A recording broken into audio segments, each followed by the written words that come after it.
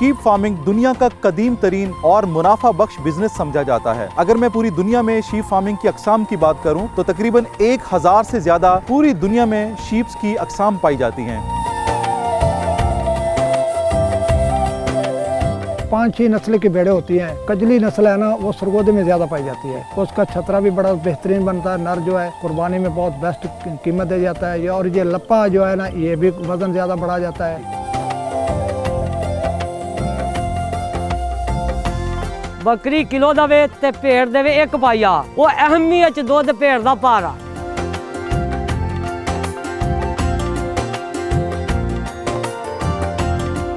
Sir lakh रुपए से मैंने ये काम शुरू किया था। माशाल्लाह माशाल्लाह मेरा जो माल खड़ा हुआ है, जो जानवर खड़े हुए हैं, वो ज़्यादा से ज़्यादा मेरे 60 लाख रुपए का जानवर है।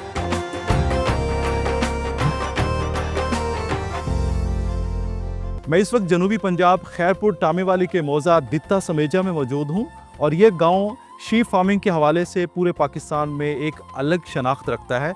मेरे साथ मौजूद है असगर अली साहब, जो अरसा दराज से शीप फार्मिंग पे काम कर रहे हैं। उनसे बात करते हैं। अस्सलाम वालेकुम सर। वालेकुम अस्सलाम। आप कितने अरसे से शीप फार्मिंग का काम कर रहे हैं? जी मैं कर रहा 18 तो 20 साल तक कपड़े वाली लूमा से मैं काम करता रहा।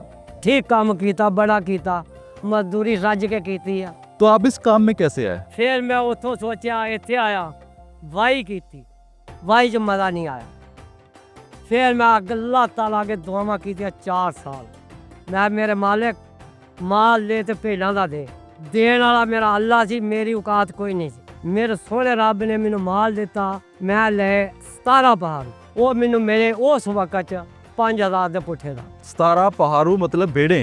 पेड़, ठीक है। वो मैनू मेरिया 5000 दे पुट्ठे दा। फिर सोचा थोड़ियां ने, फिर दोस्तां दे मत्थे लगा। फिर मैं 6 नाग ले, वो मैनू मेरे 21,000। वो इस तरह करद्या कराउंदियां सोचा बच्चे ज्यादा ने, आमदन थोड़ी, अल्लाह पाक किवें गुजारा होया। मेरे मौला पाक ने आख्या तू मेहनत कर मेरे बंदे, मैं बड़ा गफूर रहीम। मेरी अल्लाह ने इस माल चो बड़ी सुनी है।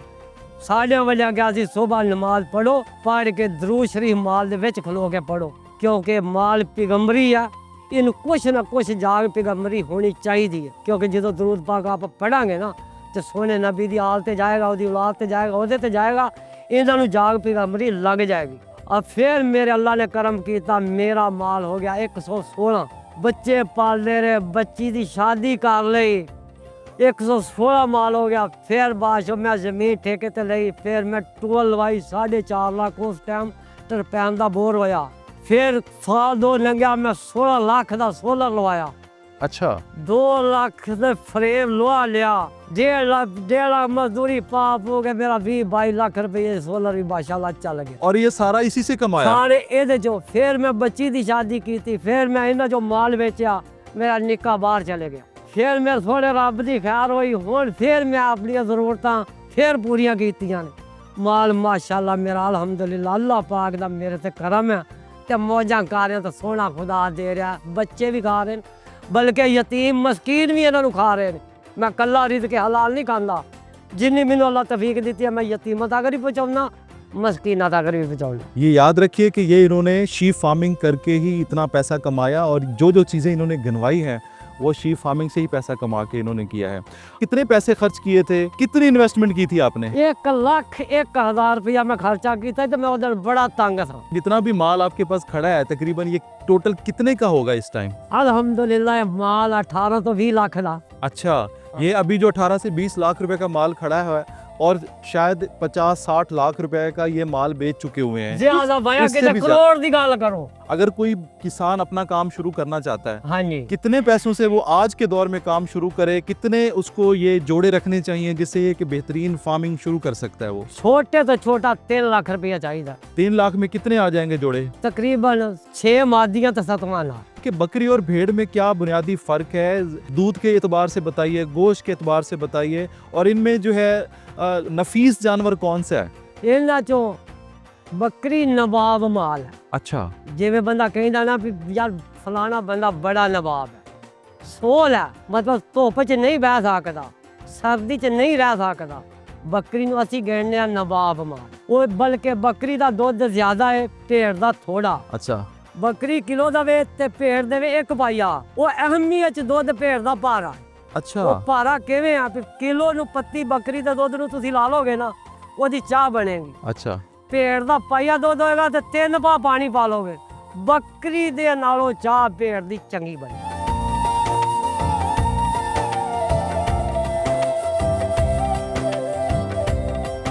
अभी असगर साहब से हमने बात की है इसकी फार्मिंग के हवाले से।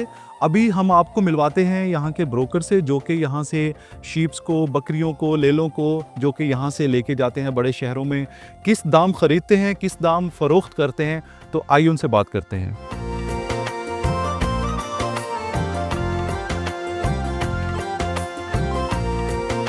तो मेरे साथ मोहम्मद आरिफ डाहा साहब हैं, उनसे बात करते हैं।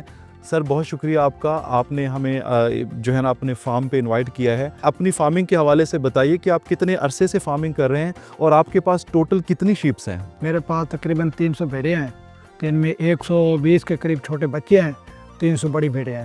इनका प्रॉफिट बहुत ज़्यादा है। गरीब आदमी और जो शौकीन हजरात हैं ना, वो भी ये काम कर सकते हैं, जिसमें अगर इसको थोड़े इन्वेस्ट में भी करो तो फिर भी अपना रोज़ी चला सकता है। ठीक है।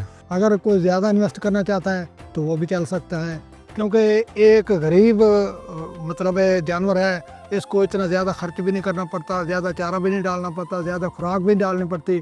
सिर्फ इनका एक ही मसला है कि इनको सर्दी और गर्मी में थोड़ा एहतियात करना चाहिए। ये गर्मी में अगर बारिशें हो जाए तो फिर जंगल चोस्तान में ये फिरता रहता है, कोई इनका इशू नहीं है। ठीक है। उधर ही चरता है, उधर ही अपना घास खाता है, उधर ही सारा कुछ अपना गुजारा कर लेता है। ये तकरीबन 11वें महीने के बाद दिसंबर, जनवरी, फरवरी, ये 3 महीने जो है इनको थोड़ा चारा भी डालना पड़ता है, खुराक भी देनी पड़ती है। आगे जिस तरह गंदम की कटाई आ जाती तो फिर भी ऐसे ये मतलब बाहर गांव में फिर फुर के अपना गुजारा कर लेती है। ठीक है। बाकी ये बच्चे देती है। इनका खर्चा तकरीबन अगर एक भेड़ पर खर्चा किया जाए तो ये तकरीबन खुराक के लिहाज से 10 तो 11 सूए तक ये सू सकती है, बच्चे दे सकती है।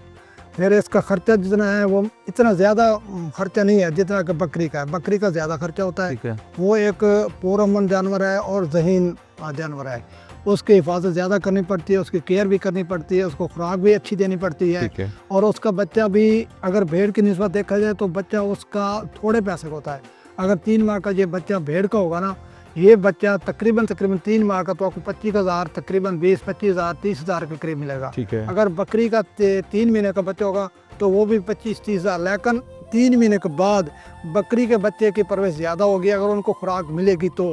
अगर खुराक नहीं मिलेगी तो फिर यही रहेगा। इसकी अगर भेड़ का बच्चा है ना, इसकी खुराक कम भी हो, ये अपना दूध पीकर फिर भी ये 25,000 तक ये 3 महीने का बच्चा चला जाता है। इनका कहने का मकसद है कि बकरी के बच्चे के ऊपर इन्वेस्टमेंट ज़्यादा लेकिन प्रॉफिट मार्जिन कम है, लेकिन भेड़ के बच्चे के ऊपर इन्वेस्टमेंट कम है क्योंकि उसका खर्च कम है और उसका प्रॉफिट मार्जिन डबल हो जाता है, ज़्यादा हो जाता है। यानी कि बकरी की निस्बत भेड़ को पालना ये ज़्यादा आसान भी है और इसका प्रॉफिट मार्जिन भी ज़्यादा होता है। अच्छा सर, मुझे बताइए कि एक शख्स अगर अपनी फार्मिंग करना चाहता है तो कम से कम कितनी भेड़ों से स्टार्ट करे, कितनी मादी हों, कितने नर हों और कितने पैसे लगेंगे उसके?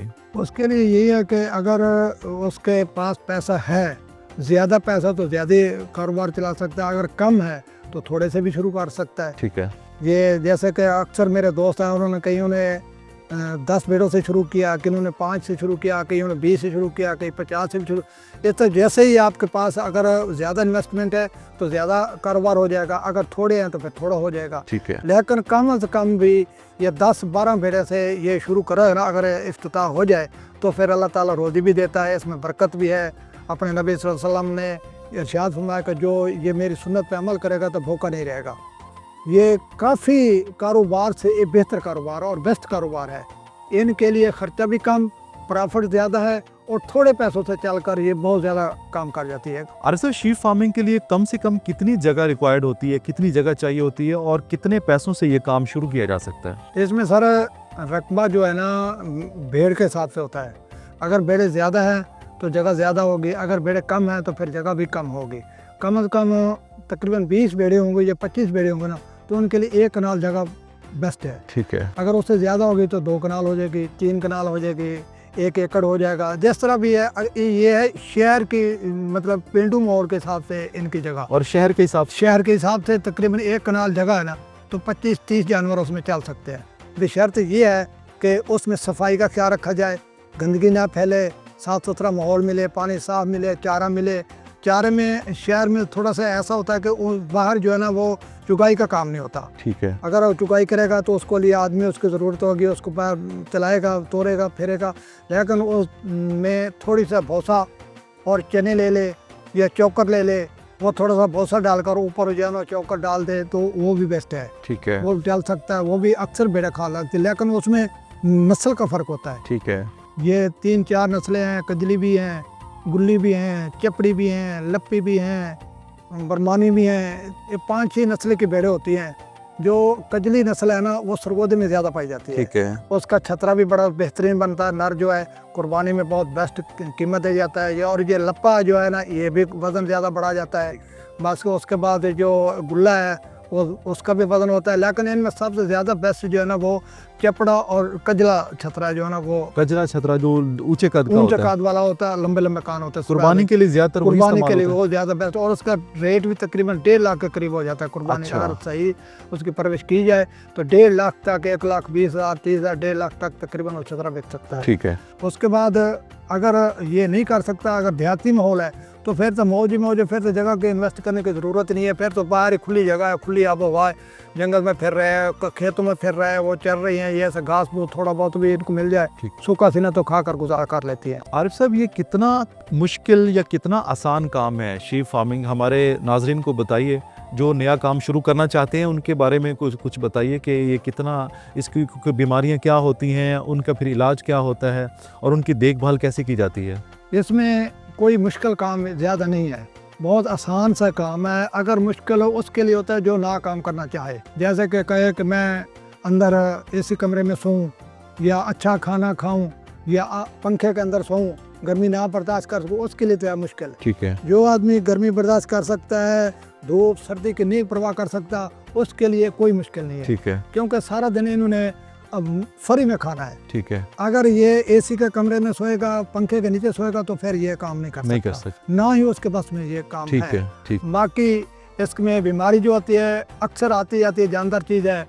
इसमें मुंहखोर बीमारी भी आती है, ज़्यादातर पित्ते की बीमारी आती है। अच्छा। वो आती है जब सब्ज़ चारा ज़्यादा खाएं तो फिर पित्ते की बीमारी हो जाती है, अलामत छोड़ती है। ठीक है। पित्ते के इंजेक्शन भी लग जाते हैं, कोई टेरामाइसिन इंजेक्शन होते हैं वो लग जाते हैं, या फेफड़ी का होता है, इसमें फेफड़ों की शिकायत भी हो जाती है। छोटे बच्चों में फेफड़ों का भी जैसे वो नुकसान होती है। कोई छोटे बच्चे मिट्टी खा लेते हैं, दूध पीने वाले, तो नुकसान भी उनको दे देते हैं, वो भी तकरीबन बेस्ट है। लेकिन मेन असल चीज़ ये है कि इनको जो आयल होता है ना, सरसों का आयल, वो तकरीबन 5 mm या 10 mm एक छोटे बच्चे को ना तकरीबन 15 तो 20 दिन देना चाहिए। अच्छा। तो बच्चा बीमार भी पिलाना होगा, चाहिए। पिलाना चाहिए। ठीक है। सिरिंज नहीं होती है जी, जी, जी, इंजेक्शन वाली, बड़ा इंजेक्शन उसमें बड़ा डालते हैं। इंजेक्शन होता है। 5 cc भी होता है और 10 cc भी होता है।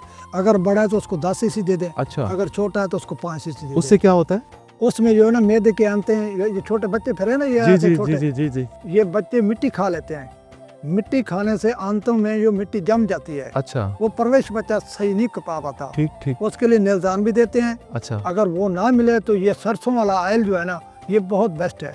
बेहतरीन तकरीबन बेहतरीन। 15 तो 20 दिन ये पिलाते रहें और बच्चा भी थोड़ा बिल्कुल फ्रेश हो जाएगा और तंदुरुस्त भी हो जाएगा। 15-20 दिन लगातार पिलाना है? नहीं, 1 दिन पिला ला, 2 दिन पिला ला, 1 दिन 2 दिन रेस्ट कर ले, इसी तरह वक्फे से टोटल 15 से 20 मरतबा पिलाना है? ये 15-20 मरतबा पिला दे। ठीक है। अगर बाद में पिलाई जाए तो ये कमज़ोर या गलत चीज़ नहीं है, ओके। ताकत देती है। अच्छा आरिफ साहब, चूंकि आप भाईवाली का काम भी करते हैं, जी, मुझे बिल्कुल। बताइए कि चूंकि ईद भी करीब है तो आपके पास कितने जानवर होते हैं जो आप मंडियों में लेके जाते हैं और आपको सालाना कितना प्रॉफिट हो जाता है जो आप मंडियों में जानवर जाके सेल करते हैं?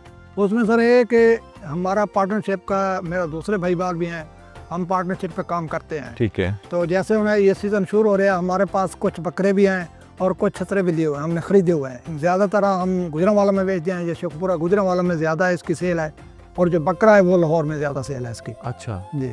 तो कितना, कम से कम कितनी एज होती है जो आप बेचने के काबिल बकरा होता है, या कुर्बानी के लिए कितनी एज चाहिए होती है? और आप उसके कितने का ख़रीदते हैं और कितना उसमें प्रॉफिट मार्जिन आपको मिल जाता है? बकरा जो है ना वो तकरीबन 15 माह का होता है, तो फिर उसका 2 दांत होता है। जब कुर्बानी में बकरा लगता है वो 2 दांत लगता है, अगर 2 दांत नहीं है तो कुर्बानी में नहीं लगता। कई बकरे 14 माह में हो जाते हैं, कई 15 में लास्ट हो जाते हैं। 12 महीने का बकरा या लेला, उसकी कीमत ख़रीद कितनी होती है और आप उसको कितने में फ़रोख्त करते हैं? जो भेड़ का लेला ना वो 6 माह का भी चल जाता है, कुर्बानी पे लग जाता है। अच्छा, ठीक है। शर्त है कि वो 6 माह का उसकी तंदुरुस्त हो, मोटा 6 महीने हो, का लगता हो। उसकी सेहत सही हो और वजन बराबर हो, वो लग सकता है। ठीक है। ये नहीं होगा कि 6 महीने का हो तो गया लेकिन वो दूध ना पिया हो, बीमार रहा हो, इतना को 3 किलो का हो, वो कुर्बानी की जायज़ नहीं है। तो बाकी बकरा जो है ना, बकरा तकरीबन जो हम इलाके में ख़रीदते हैं वो 40, 50, 60, ठीक है। 65, तकरीबन जो बकरा तैयार होता है वो हमें तकरीबन 70 तो 80 हज़ार 90 हज़ार तक भी मिल जाता है। वो ठीक खरीद है। लेते हैं। और बेचते कितने में? बेचते हैं वो तकरीबन लाख से क्रॉस बेचते हैं, लाख 1.5 लाख तक भी बिक जाता होगा। बिक जाता है। अगर मंडी तेज़ हो जाए, कोई ऐसी पार्टी मिल जाए, 1,20,000, 30,000, 1.5 लाख तक भी चल जाता है। यानी कि हर जानवर में आपको कम से कम प्रॉफिट कितना मिल जाता है? कम से कम तो तकरीबन 15,000, 10-15 हज़ार से कम नहीं मार्जिन मिलता। बहुत बहुत शुक्रिया सर आपका।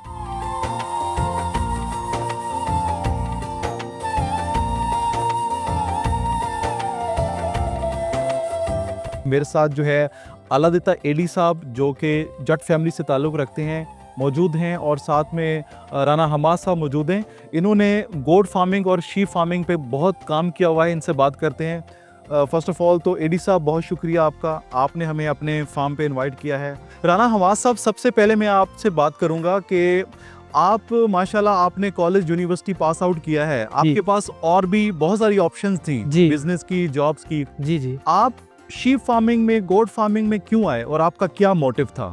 सर, ये एक शौक था, शौक से जो एक पैशन बन गया और मैंने कहा इसी को जो है ना बिजनेस लेके चलते हैं। तो ये वो मैंने बिजनेस अपना बनाया। मैंने शीप फार्मिंग भी की है और गोट फार्मिंग भी की है मैंने। आजकल के जो यंगस्टर हैं वो तो कोई आईटी में जा रहा है, कोई इंजीनियरिंग में जा रहा है, कोई आउट ऑफ कंट्री जा रहा है। तो आप किस तरह से, आप जो है लाहौर से आप मूव किया, आप गांव में आए यहाँ पे चौलिस्तान में, और आपका शीप फार्मिंग में आने का असल मकसद क्या था और आप जो है कब से ये काम कर रहे हैं? सर, मुझे साल हो गया है, तो साल से मैं ये काम कर रहा हूँ। मुझे बचपन से ही शौक था। ठीक है। तो मैंने पहले जॉब भी की है, एसईओ करता था मैं। जॉब की है, जॉब में मुझे मज़ा नहीं है। मैंने कहा अपना ही बिज़नेस करते हैं। तो वो शौक को लेके मैंने कहा चलो यार अपना बिज़नेस करते हैं। साथ में ये अलादिता साहब है, इनकी बड़ा रोल है इनका, जो इन्होंने हमारी जो है बाजू पकड़ी हुई थी कि नहीं आप इसको लेके चलो। और ये चौलिस्तान की गर्मी बर्दाश्त करना हर बंदे की बात नहीं है। आपने कितने पैसों से ये काम शुरू किया था और हमारे जो यंगस्टर्स हैं और उनको क्या मैसेज देना चाहेंगे शीप फार्मिंग के हवाले से? सर, लाख रुपए से मैंने ये काम शुरू किया था। लाख रुपए से काम शुरू किया। मेरा माशाल्लाह मेरा जो माल खड़ा हुआ है, जो जानवर खड़े हुए हैं, वो ज़्यादा से ज़्यादा मेरे 60 लाख रुपए का जानवर है। इनसे मैंने जो है फार्मिंग किया, गोट फार्मिंग किया, फिर उन्हें आहिस्ता आहिस्ता मैंने उनको ग्रो किया, बढ़ाया। फिर ये देख सकते हैं अब ये बच्चे हैं छोटे। यानी कि 1 लाख रुपए से काम शुरू किया हाँ और जी। अभी आपके पास 60-70 लाख रुपए का माल है। हाँ जी, 2 बकरियां ली और 1 ब्रीडर लिया था। तो उसके बाद फिर आहिस्ता आहिस्ता ये काम शुरू किया। Very nice. तो आप सालाना कितने पैसे कमा लेते हैं इनसे? सालाना जो है वो 80 लाख प्लस चला जाता है। अच्छा, 80 लाख तक आप जो है ना सालाना हाँ जी। आपकी जो है इसका टर्नओवर है। बिल्कुल। ठीक है। अच्छा, अगर किसी ने काम शुरू करना है अपना शीप फार्मिंग के हवाले से या गोट फार्मिंग करनी है, तो कम से कम कितने जानवर लेने पड़ेंगे और उसकी कितनी इन्वेस्टमेंट होगी? सर, वो आप 10 जानवर ले लें। 10 जानवर आपको लेट्स सपोज आपको मिल जाएंगे 2 लाख रुपए के। ठीक है। तो वो 2 लाख रुपए के 10 जानवर जो है वो ऑटोमेटिकली 10 लाख रुपए के हो जाएंगे ईच पे। शीप फार्मिंग जो है वो, ठीक है। शीप फार्मिंग को गोट फार्मिंग ये फ़ायदा है। आपने ये काम ही क्यों अडॉप्ट किया? आपके पास तो और भी फील्ड्स थी, आप इस काम में आने का असल मकसद क्या था? बस ये नबी पैगंबर से चलता आ रहा है ये काम। वो भी बकरियां चारते थे, हमने सोचा कि हम ये लाहौर की लाइफ छोड़ के, तो हमने कहा कि देहात को जो है ना वो जिम्मेदार को, ये इस तबके को प्रमोट करें। ये जी राना हमाद साहब हमारे यंगस्टर के लिए एक मिसाल हैं। आप कब से ये काम कर रहे हैं और आप हमारे जो लोग फार्मिंग करना चाहते हैं, आप उनको क्या मैसेज देते हैं? मैं 2021 ਵਿੱਚ चौलिस्तान आया, इंटर होया। मैं 8-10 बकरियां तो स्टार्ट लिया, फिर अगले साल 14-15 इसे तरह आदि कुर्बानियां वास्ते सिलसिला नाल रोज़गार भी सी। उस तो बाद हमाद साहब आए, हमाद साहब ਦਾ ਜ਼ੌਕ ਸ਼ੌਕ ਸੀ, ਇਹਨਾਂ ਨਾਲ ਰਲ ਤੇ ਮੈਂ ਇਹਨਾਂ ਨੂੰ ਆਖਿਆ ਵੀ ਇਹਦੇ 'ਚ ਕਾਫੀ ਸਾਰੀ ਬਚਤ ਹੈ। ਅਸੀਂ ਰਲ ਮਿਲ ਤੇ ਇਹਨਾਂ ਨੂੰ ਚਲਾਇਆ। ਸ਼ਹਿਰੀ ਬੱਚੇ ਸਨ, ਪੜ੍ਹੇ ਲਿਖੇ ਸਨ, ਅਸੀਂ ਮੌਸਮ ਨਾਲ ਮੁਕਾਬਲਾ ਕਰਦੇ ਰਹੇ। ਠੀਕ ਹੈ। ਅਸਲ ਬੱਕਰਿਆਂ ਦਾ ਇਹ ਹੈ ਕਿ ਉਹ ਇੱਕ ਨਵਾਬੀ ਜਿਹਾ ਕਾਰੋਬਾਰ ਹੈ, ठीक है, ਮਹਿੰਗਾ ਕਾਰੋਬਾਰ ਹੈ। ਯਾਨੀ ਤੁਸੀਂ 2-4 ਬੱਕਰੇ ਪਾਲਤੇ ਸਾਲ ਵਾਸਤੇ, ਉਹਦੇ 'ਚ ਤੁਸੀਂ ਜ਼ਿਆਦਾ ਜ਼ਿਆਦਾ 2-4 ਲੱਖ ਕਮਾ ਲਓ। ठीक है, ਭੇਡ ਇੱਕ ਆਸਾਨ ਜਾਂ ਫਾਰਮਿੰਗ ਹੈਗੀ, ਤੇ ਉਹਦੇ ਵਿੱਚ ਇੱਕ ਉਹ ਐਸਾ ਉਹਦੀ ਕੋਈ ਇੰਨੀ ਦੇਖਭਾਲ ਨਹੀਂ ਜਿੰਨੀ ਬੱਕਰੇ ਦੀ ਕਰਨੀ ਚਾਹੀਦੀ। ठीक है, ਉਹ ਆਸਾਨੀ ਨਾਲ ਫਿਰਦੀ ਹੈ, ਗਰਮੀ ਹੈ ਸਰਦੀ ਹੈ, ਉਹਨੂੰ ਇੰਨੀ ਪਰੇਸ਼ਾਨੀ ਨਹੀਂ ਹੈ ਜਿੰਨੀ ਇਹ ਬੱਕਰੇ ਦੀ ਜ਼ਰਾ ਹਿਫਾਜ਼ਤ ਕਰਨੀ ਪੈਂਦੀ। ठीक है, ਬਾਕੀ ਤੁਸੀਂ ਜ਼ਰੂਰੀ ਨਹੀਂ ਹੈਗਾ ਕਿ ਬਹੁਤ ਵੱਡੇ ਕੰਮ ਤੋਂ ਆਗਾਜ਼ ਹੀ ਕਰੋ ਕਿ ਅਸੀਂ ਕਰੀਏ। ਨੌਕਰੀ ਨਾਲ ਨੌਕਰੀ ਬੰਦਾ ਬਣ ਜਾਂਦਾ, ਕੁਝ ਵੀ ਨਹੀਂ ਕਰ ਸਕਦਾ। ठीक है, ਮੇਰਾ ਨੌਜਵਾਨਾਂ ਵਾਸਤੇ ਇਹ ਹੈ ਕਿ ਅਗਰ ਉਹ 5 ਨਾ ਲੈ ਸਕਣ, 2 ਬੱਕਰੇ ਇੱਕ ਸਾਲ ਲੈ ਲੈਣ, ਉਹ 'ਚ 2 ਲੱਖ 2.5 ਲੱਖ ਦਾ ਸੇਲ ਹੋ ਜਾਂਦਾ ਹੈ, 1.25 ਲੱਖ ਦਾ ਹੁੰਦਾ ਹੈ। ਬਹੁਤ ਅੱਛਾ ਪਾਲਣ, ਮਹਿੰਗਾ ਹੋ ਜਾਏਗਾ। ਖੂਬਸੂਰਤ ਜਾਨਵਰ ਲੈ ਤੇ ਪਾਲਣ, ਉਹ 2-4 ਲੱਖ ਰੁਪਇਆ ਪਹਿਲੇ ਸਾਲ ਵੀ ਕਮਾ ਲੈਣਗੇ ਆਦੀ ਨੌਕਰੀ ਦੇ ਵਿੱਚ। अच्छा, ਉਹਨਾਂ ਕੋਲੇ 2-4 ਲੱਖ ਰੁਪਇਆ ਜਿਸਲੇ ਆ ਜਾਏਗਾ, ਉਹ 20 ਹਜ਼ਾਰ ਦੇ 20 ਜਾਨਵਰ ਲੈ ਲੈ। ठीक है, ਉਹਨਾਂ ਨੂੰ ਦੇਸੀ ਤਰੀਕੇ ਨਾਲ, ਸੋਹਣੀ ਤਰੀਕੇ ਨਾਲ ਮਕਾਨਾਂ ਦੀ ਛੱਤਾਂ ਤੇ ਰੱਖ ਸਕਦੇ। ठीक है, ਆ ਵਾਂਸ ਲੱਗੇ ਹੋਏ ਨੇ, ਅਗਰ ਆ ਵੇਖੋ ਇਸ ਤਰ੍ਹਾਂ ਵਾਂਸਾਂ ਦਾ ਬਣਾ ਲਓ, ਨਾ ਲੋਹੇ ਦੀ ਜਾਲੀ ਨਾ ਲਾਓ, बिल्कुल ठीक, ਇਹ ਬਾਹਰ ਨਹੀਂ ਜਾਣਗੇ। ठीक है, ਤੇ ਉੱਥੇ ਉਹਨਾਂ ਨੂੰ ਚਾਰਾ ਪਾਓ। ਅੱਜ ਕੱਲ ਵੰਡੇ ਚੱਲੇ ਹੋਏ ਨੇ, ਬਹੁਤ ਅੱਛੇ ਮਾਹੌਲ ਹੈਗਾ, ਤੇ ਉਹਨਾਂ ਨੂੰ ਤੁਸੀਂ ਪਾਲੋ। ਉਹ 20 ਜਾਨਵਰ ਤੁਹਾਡੇ 20 ਲੱਖ ਦੇ ਨੇ। जी बिल्कुल, 70,000 ਰੁਪਇਆ ਵੀ 50 ਵੀ ਬਚਦਾ ਜਾਵੇ ਤੇ 6 ਲੱਖ ਰੁਪਇਆ। बिल्कुल सही बात, ਤੀਸਰੇ ਸਾਲ ਤੁਸੀਂ ਖੁਦ ਕਫੀਲ ਹੋ ਜਾਓ। बिल्कुल सही है। ਤੁਸੀਂ ਲੱਖ ਰੁਪਇਆ ਮੰਥਲੀ ਤੁਹਾਡੇ ਵਾਸਤੇ ਵੈਲਿਊ ਕੋਈ ਨਾਲੇ ਵੇਲੇ ਦੇ ਵੇਲੇ। बहुत शुक्रिया sir, thank you so much. आपने जो है ना वो बड़ी इन्फॉर्मेशन दी है अपना शीप फार्मिंग और गोट फार्मिंग के हवाले से, तो बहुत शुक्रिया आपका। Thank you.